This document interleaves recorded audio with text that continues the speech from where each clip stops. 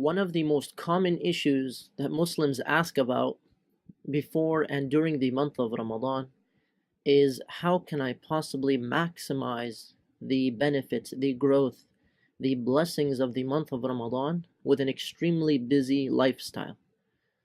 So oftentimes, some on the other end of the spectrum will expect that all Muslims should be able to have no worldly obligations during the month of Ramadan, and you cannot realistically expect that 1.5 to 2 billion Muslims have no worldly obligations, no work, no studies, the raising of the children, and so on and so forth, for an entire month. You cannot expect that everyone has control over these circumstances.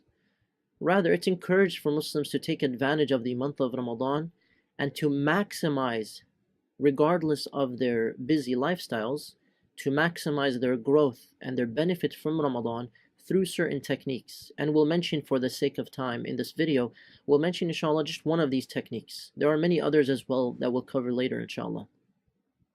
Now, on the basic level, it might seem like common sense, but many people, although they complain that they are extremely busy, although they complain that they have studies, they have work for 8 hours and it takes their energy and their time, there are two issues to look at here. The first is in regards to the perspective. Your work is for the sake of Allah subhanahu wa ta'ala, and it should be. And throughout the series, we will actually be discussing some techniques to help us change massively our perspectives and our intentions, so that the intentions are not just stronger, but they're also magnified. And when they become magnified, you start really thinking of everything that you're doing purely for the sake of Allah subhanahu wa ta'ala.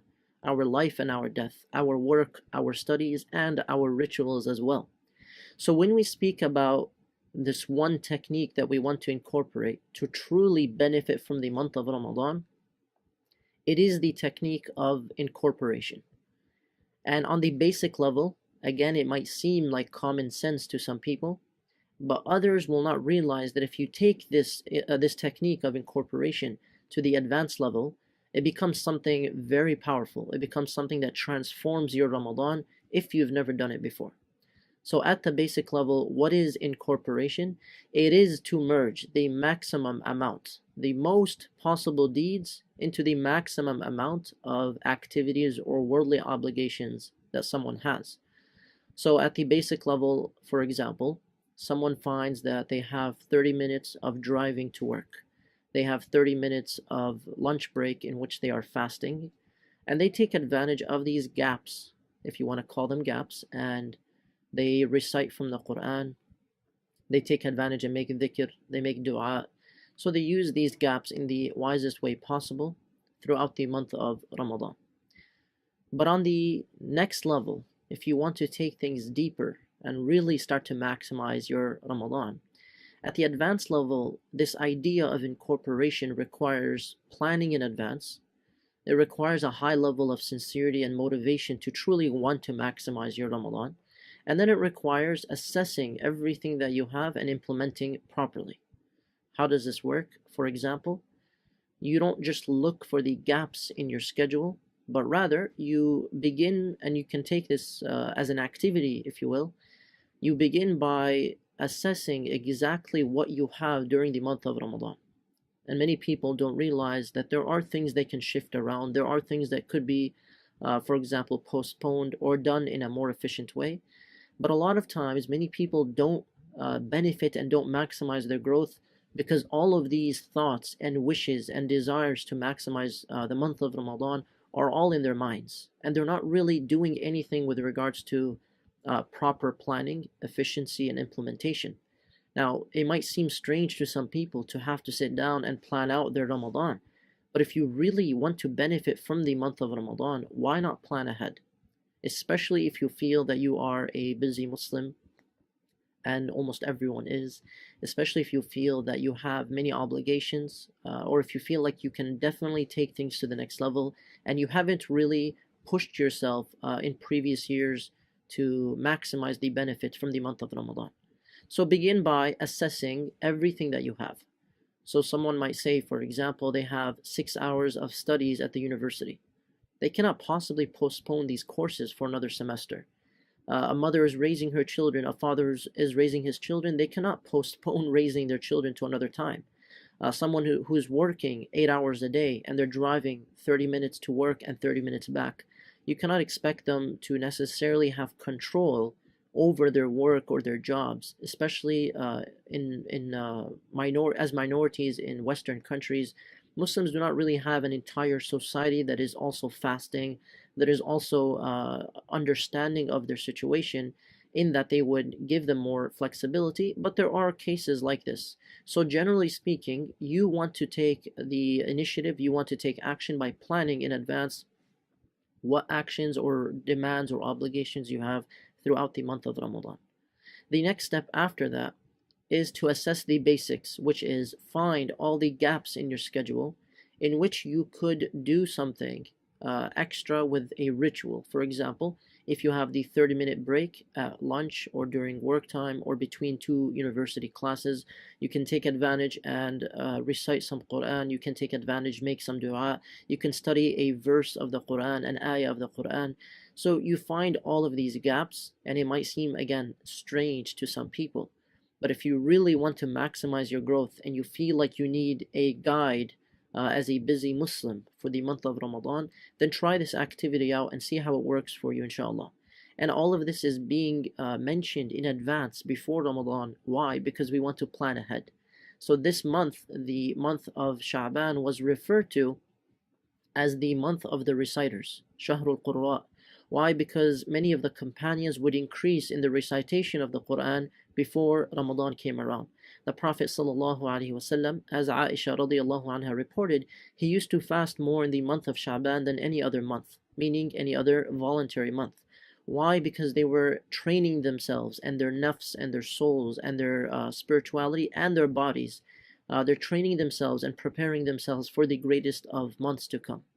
So if you really want to take advantage of Ramadan, then try to focus on these techniques, on this planning, on this efficiency, and you will notice that with your planning, inshallah, with this effort and sincerity, you'll notice more of the blessings of Allah subhanahu wa ta'ala in your life because you are taking the initiative. So the second step, as we mentioned, start assessing all of the gaps in your schedule. So again, driving to work, you have a break, you have some time between classes. Someone who's working, for example, at the hospital has time as they're walking around. So you have these small gaps that you might think are insignificant, 1 to 2 minutes here and there. But the reality is these gaps or waiting times can be maximized, and they have been maximized by many people. For example, a brother last year said he was trying to maximize every single minute possible. So it wasn't just about a 30-minute break. He wanted every single minute of Ramadan to be taken advantage of.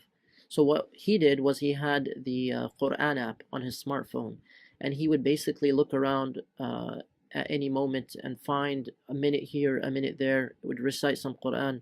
And he found that during the day, by the end of the day, he had completed an entire juz.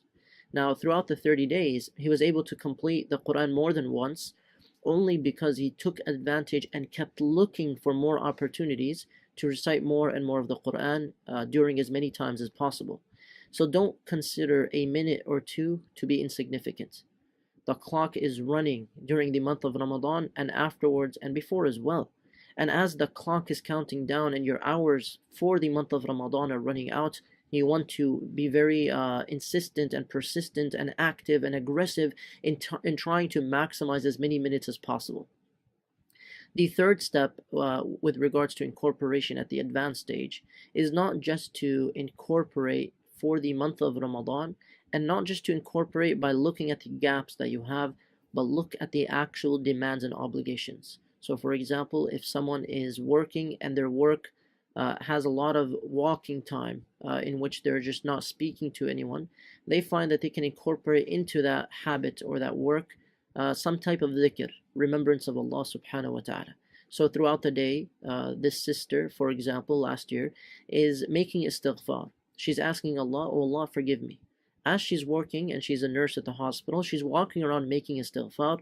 She noticed that this incorporation, which was not just during a break, but during the work itself, this incorporation and this technique that we're referring to, she took it so seriously to heart that after the month of Ramadan, it remained with her. Throughout the year, she's making istighfar, she's able to make dhikr, she's able to do this while dealing with her worldly obligations because she incorporated this properly and at an advanced stage during the month of Ramadan. There are many other techniques, there are many other things that we can do to shift our perspectives.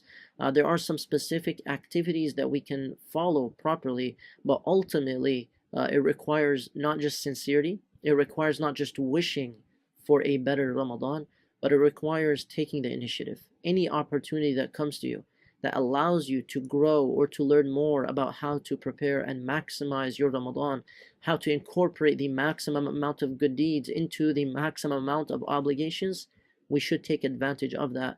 And that is, inshallah, a sign of sincerity. And we ask Allah subhanahu wa ta'ala to make us truly amongst those who maximize their time and productivity and growth in the month of Ramadan.